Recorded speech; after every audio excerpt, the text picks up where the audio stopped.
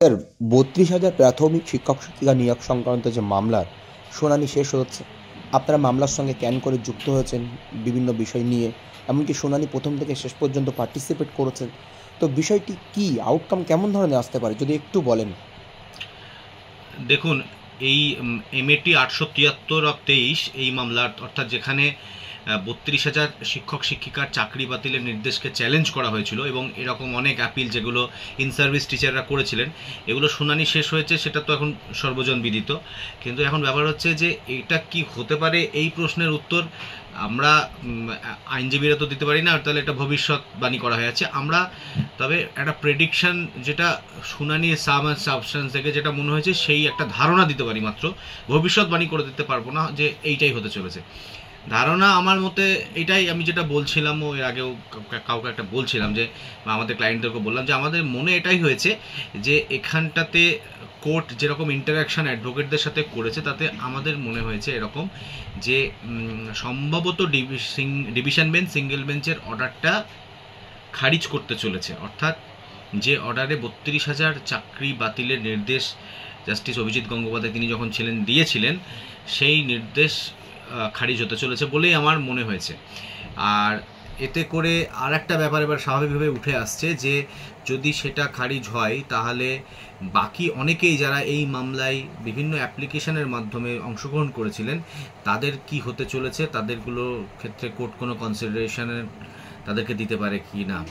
এবার দেখুন, সেটার ক্ষেত্রেও ইন্টারাকশন যেভাবে কোর্ট নিয়েছে ব্যাপারটাকে, ডিভিশন বেঞ্চ, তাতে আমার এটা মনে হয়েছে যে অ্যাপ্লিকেশন যেগুলো করা হয়েছে বিভিন্ন ইস্যুতে করেছে। এবার অ্যাপ্লিকেশনের সংখ্যা হতে হতে প্রায় 143 মতো হয়ে গেছিলো, যদিও অর্ডার সেটা সম্ভবত 142 পর্যন্ত আছে, কিন্তু আমি শুনছিলাম যে 143টা। তো এই যে অ্যাপ্লিকেশান এত সংখ্যাতে হয়েছে, এবার এর মধ্যে অনেক কমন কজ অফ অ্যাকশন আছে, যে অনেকের অ্যাপ্লিকেশান এমন হবে যে তারও অ্যাপ্লিকেশান আমার application similar facts and circumstances similar প্রেয়ারের সঙ্গে করা হতেই পারে। আবার অনেক অ্যাপ্লিকেশান আছে যেখানটাতে একটা স্বতন্ত্র কোনো পয়েন্ট। সুতরাং যে অ্যাপ্লিকেশানগুলোই করা থাকুক, কোর্ট কি বলেছিল, কোর্ট বলেছিল যে আমি অ্যাপ্লিকেশানগুলো থেকে কোনো রিপিটেশন অফ সাবমিশন শুনবো না, অ্যাপ্লিকেশান ভিত্তিক তোমাদের যেটা বলার আছে সেটা তোমরা বলো। একথা ঠিক যে অ্যাপ্লিকেশানগুলোর ক্ষেত্রে বেশিরভাগ সময় যেটা সাবমিশনের, সেটা আমাদের তরফ থেকে, মানে অ্যাপ্লিকেশান যারা পুরো যে সমস্ত অ্যাপ্লিকেশানগুলো যখন জাস্টিস সোমেনসেন ছিলেন তখন অ্যাডিশন অফ পার্টি হিসেবে তখন অ্যালাউ করেছিলেন, সম্ভবত 7-8, আমি এক্স্যাক্ট নাম্বারটা বলতে পারছি না, সম্ভবত এরকম 7-8 নাম্বার পর্যন্ত অ্যাপ্লিকেশান অ্যালাউ করেছিলেন।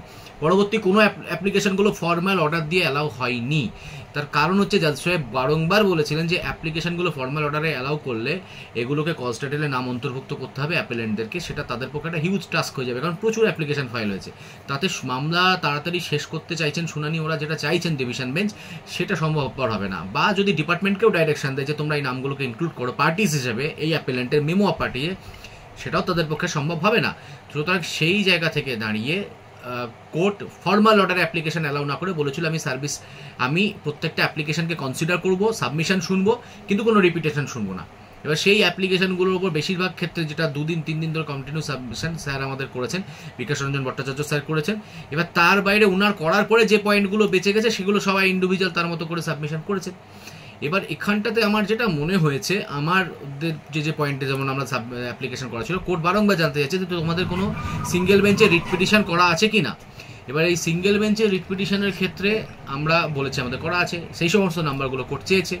এবার সেই নাম্বারগুলো যখন কোর্ট চাইছে, তখন স্বাভাবিকভাবে আমার মনে হয়েছে কোর্ট এই রিট পিটিশনগুলোর ওপরে কোর্ট কোনো একটা অর্ডার দিতে পারে, যে অর্ডারটা আমার মনে হয় কোর্ট এগুলোর প্রত্যেকটা রিট পিটিশনের যে নিজস্ব কজ অফ অ্যাকশন আছে সেইগুলোর ভিত্তিতে দ্রুত শুনানির নির্দেশ হয়তো দিতে পারে।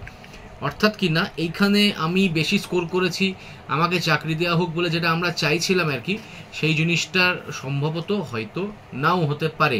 এটা আমার একেবারেই নিজস্ব ব্যক্তিগত যেটা আমার ধারণা তৈরি হয়েছে হিয়ারিং অবজার্ভ করে, সেটা বললাম আমি। এটা আমি কোনো ভবিষ্যৎবাণী অবশ্যই করছি না। আর মামলার তো আমি বললামই, আমার আগাগোড়াই মনে হচ্ছিল যে এই মামলাতে এসএসসির সঙ্গে একটা কম্পেয়ার করা যে ব্যাপারটা চলে আসছিল, সেখানে ডিভিশন বেঞ্চ কোনো একটা পার্থক্য করার চেষ্টা করছিল যে এটা এসএসসির সাথে নয়, প্লাস যারা অ্যাপিলেন্ট তাদের তরফেও এটা বারংবার করা হচ্ছিল। এমনকি শেষ দিনকার শুনানিতেও যখন বিভিন্ন ইস্যু উঠে উঠলো, তখনও অ্যাপিলেন্টরা চেষ্টা করলেন যে এসএসসির সঙ্গে, এসএসসি 26,000 চাকরি বাতিলের সঙ্গে এটা ডিস্টিংগুইশ করার। সুতরাং স্বাভাবিকভাবেই এটা আমার মনে হচ্ছে যেটা যে এটা বাতিল হবে না, সিঙ্গেল বেঞ্চের অর্ডারটা সেটিসাইড হবে, আর ক্যানগুলোর জন্য ওরকমটা কিছু হতে চলেছে এরকমটা আমার মনে হলো। তবে আগামীতে অর্ডার এলে আরও পরিষ্কার হবে।